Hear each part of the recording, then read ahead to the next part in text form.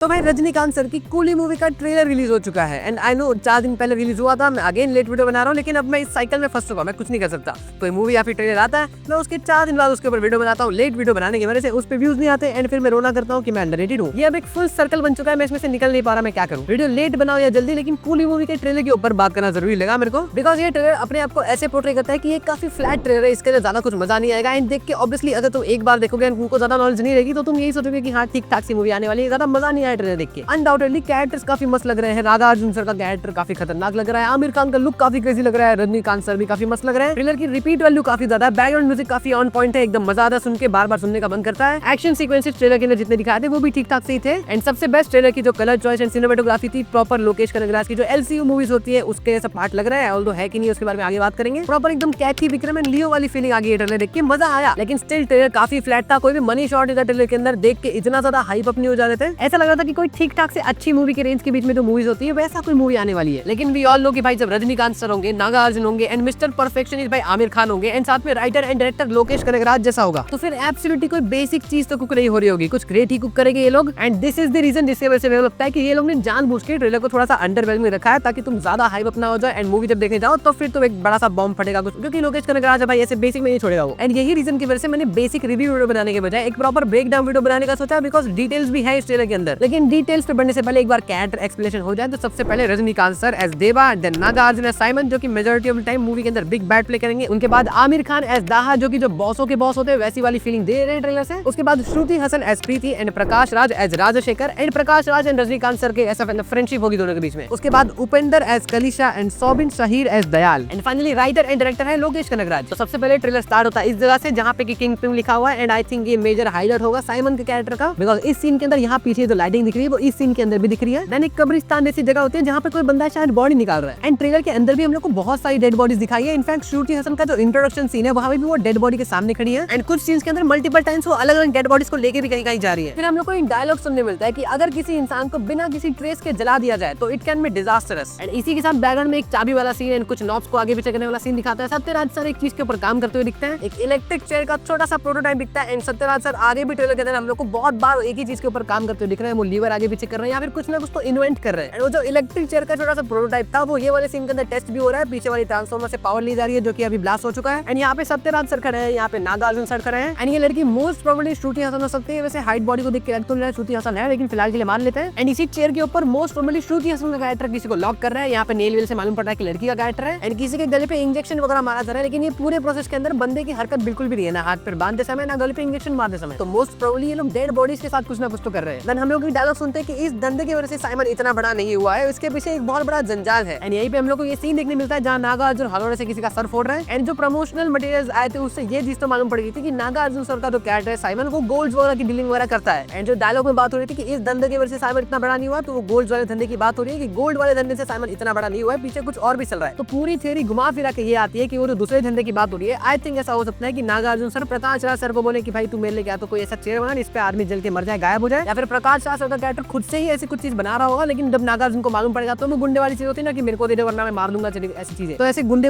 के प्रेशर में आके प्रकाश राज से वो काम करना पड़ा उनके लिए। श्रुति हसन उनकी ही बेटी है तो अपने पापा को सपोर्ट करने के लिए वो भी इस चीज में घुसी हुई है। ये लोग डेड बॉडीज को कलेक्ट करके उसके ऊपर एक्सपेरिमेंट करके वो जो स्टार्टिंग में डायलॉग था कि बिना टेस्ट के किसी को गायब कर दिया जला के, वैसा कुछ बनाने की कोशिश कर रहे हैं ये कुर्सी के साथ में। तो ये एक बेसिक थ्योरी निकलती है एंड आगे रह के कुछ ना कुछ चीजें होंगी। प्रकाश राज सर का कैरेक्टर नागार्जुन के कैरेक्टर का अगेंस्ट रह जाएगा। ये वाले सीन के अंदर वो नागार्जुन के बेस पे ही है, यहाँ पीछे किंग पिंग लिखा हुआ है। तो अगेन बेसिकली हो ऐसा सकता है कि प्रकाश राज सर ने वो चीज बनाई साइमन को दे दी, लेकिन उसके बाद कुछ ना कुछ हरकत करके उसके अगेंस्ट चले गए। एंड ये वाले सीन के अंदर हम लोग मल्टीपल टीवी देख रहे हैं जिसके ऊपर नॉट कनेक्टेड लिखा हुआ है। अब पता नहीं ये इतने सारे टीवी क्यों है, लेकिन सारे के सारे नॉट कनेक्टेड है। आई थिंक ये प्रकाश राज सर के कैरेक्टर ने कुछ ना कुछ तो हरकत करके इसका काम बिगाड़ दिया है। यहाँ पे बहुत बड़ा काम बिगड़ चुका है नागार्जुन का। पर्पल कपड़े के अंदर थोड़ी देर बाद ही हम लोग एक सीन देखने मिलता है जहाँ शिप के ऊपर वो चल के जा रहा है एंड ट्रेलर में ही आगे हम लोग को श्रुति हसन का कैरेक्टर थोड़ा रोते हुए दिखता है एंड बैकग्राउंड देख के लग रहा है कि ये भी शिप के ऊपर ही है। तो शायद काम बिगाड़ने की वजह से नागार्जुन का कैरेक्टर प्रकाश राज के कैरेक्टर को मार दे। देन देवा के एंट्री होगी, हाँ अब मैं मेरे दोस्त का बदला लेगा। ट्रेलर के अंदर थोड़ा सा पास्ट का भी सीन दिखाया गया, थोड़ा बहुत ड्रीमी सा कलर है यहाँ पे, तो उससे मालूम पड़ रहा है कि ये पास्ट है। यहीं पे उपेंद्र का कैरेक्टर भी दिखाया हम लोग को पास्ट में ही, लेकिन आई थिंक उपेंद्र का कैरेक्टर प्रेजेंट में भी होगा बिकॉज ये वाले सीन के अंदर पीछे वो दिख रहा है। देन ट्रेलर में आगे हम लोग को देवा मैंशन दिखता है जहाँ पे गुंडे लोग बॉम्ब लगा रहे हैं। फिर आगे फाइट वाइट सीन भी यहीं पे दिखते हैं। तो यहाँ पे एक मेजर फाइट सीक्वेंस होगा जहाँ पे साइमन के गुंडे आए होंगे देवा को मारने के लिए, लेकिन फिर वही रजनीकांत सर उनको कुत्तों की तरह मार के भगा देंगे। देन अगेन हम लोग को एक डायलॉग सुनने मिलता है कि पिछले 30 साल से मैंने एक आदमी से एक बात छुपा के रखी है एंड ये voice most probably Prakash Raj sir की या फिर उपेंद्र सर के कैरेक्टर की होगी। तो देयर इज समथिंग जो पिछले 30 साल से रजनीकांत सर से छुपा के रखे हैं इन लोगों ने। देन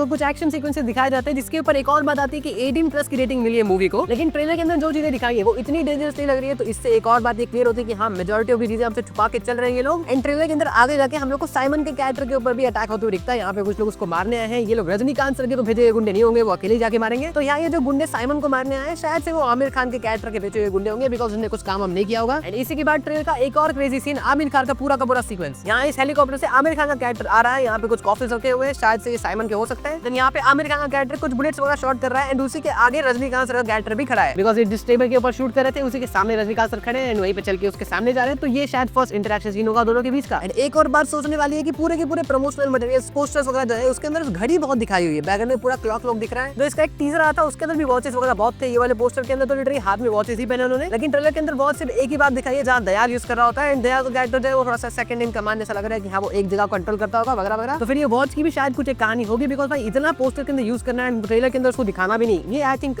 ऐसा तो नहीं किया रहेगा, कुछ ना कुछ तो रीजन होगा। अब मूवी के लिए actually I am very excited. ज्यादा दिन नहीं बाकी है, 14 अगस्त को रिलीज होने वाली है। अब उस दिन देखते हैं ये मूवी अब एक्चुअली में अच्छा करती है या फिर बस जैसा ट्रेलर था इसका वैसे ही निकलती है। एंड जहाँ तक बात रही एलसीयू से कनेक्टेड होने की, ट्रेलर के अंदर कहीं पे भी मेरे को कुछ कनेक्शन तो नहीं दिखा कि एलसीयू से कनेक्टेड है। सिनेमेटोग्राफी वगैरह मैच करते हैं, लेकिन लोकेश कनगराज नहीं बनाएंगे तो वो तो मैच करेगी ही। एंड थोड़े बहुत जो डब्बे वब्बे दिख गए वो रीयूज एसिड होते हैं, तो उसको नहीं गिन सकते कि एज अ कनेक्शन। अब बाकी कनेक्टेड है कि नहीं वो तो मूवी के अंदर ही मालूम पड़ेगा। फिलहाल इस वीडियो के लिए इतना ही। अगर पसंद आया तो फिर लाइक से सब्सक्राइब कर देना। मैं मिलता हूं तुमसे नेक्स्ट वीडियो के अंदर। Until next time.